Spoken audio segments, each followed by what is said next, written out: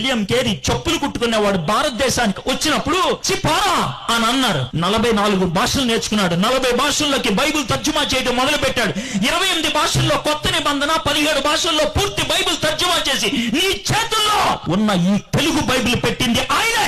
ఎందుకు ఈ రోజు భారతదేశం తలెత్తుకొని తిరుగుతుందంటే కారణం విలియం కేరీ. రైలు బండి ఎక్కింది భారతదేశం విలియం కేరీ కారణంగా. పెన్ను పట్టుకొని రాయటం మొదలు పెట్టింది భారతదేశం విలియం కేరీ కారణంగా. భారతదేశం న్యూస్ పేపర్ చదవడం మొదలు పెట్టింది విలియం కేరీ కారణంగా. ఇంతమంది ఆడవాళ్ళు ఇక్కడ కూర్చొని బైబిల్ తీసి చదవగలుగుతున్నారంటే విలియం కేరీ ఆడవాళ్ళకి స్కూల్స్, కాలేజెస్ తెరవడం బట్టి సాధ్యమైంది.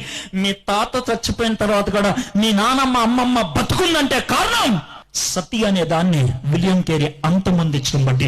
ఎందుకు దేవుడు దర్శనం ఇచ్చాడు? అంధకారంలో ఉన్నటువంటి భారతదేశాన్ని వెలుగులోకి నడిపించాలి అని. దేవునితో గడిపితే ఆయన ఒక దర్శనం ఇస్తాడు. విలియం కేరీ చెప్పులు కుట్టుకునేవాడు భారతదేశానికి వచ్చినప్పుడు చిపారా అని అన్నారు. 44 భాషలు నేర్చుకున్నాడు. 40 భాషల్లోకి బైబిల్ తర్జుమా చేయడం మొదలు పెట్టాడు.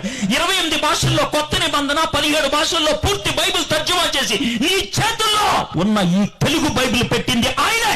ఎందుకు ఈ రోజు భారతదేశం తలెత్తుకొని తిరుగుతుందంటే కారణం విలియం కేరీ. రైలు బండి ఎక్కింది భారతదేశం విలియం కేరీ కారణంగా. పెన్ను పట్టుకొని రాయటం మొదలు పెట్టింది భారతదేశం విలియం కేరీ కారణంగా. భారతదేశం న్యూస్ పేపర్ చదవడం మొదలు పెట్టింది విలియం కేరీ కారణంగా.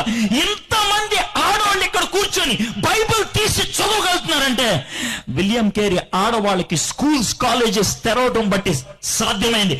మీ తాత చచ్చిపోయిన తర్వాత కూడా మీ నానమ్మ, అమ్మమ్మ బతుకుందంటే కారణం సతి అనే దాన్ని విలియం కేరీ అంతమొందించడం బట్టి.